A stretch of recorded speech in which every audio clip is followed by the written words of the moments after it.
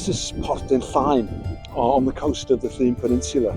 Today it's a quiet hamlet with a very nice pub, the Tŷ Coch, and a lifeboat station that's been one of my favourite places in Wales since I first came here in my teens. If you come here 250 years ago, you would have found a busy fishing village and port, which even had its own shipbuilding industry. This has been an important place for a very long time. There was an extensive Iron Age hill fort on the promontory. The name Porth Dinllaen is ancient and really interesting. Following the collapse of the Roman Empire, the Irish settled in some areas of Western Britain, including the Dinllaen Peninsula. The name Dinllaen comes from the Irish name Lion, meaning the province of Leinster in the southeast of Ireland.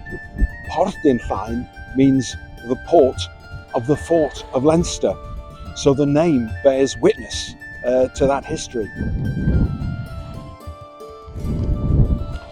Just over 200 years ago, it seemed that Porth Dinllaen was going to be transformed. It was expected that the village would be chosen as the major port to link with Dublin in Ireland. As a result, Parliament passed the Porth Dinllaen Harbour Act in 1806 to approve the building of a pier. Eventually, Holyhead was chosen, so Porth Dinllaen was set to remain as the picturesque hamlet that it is today.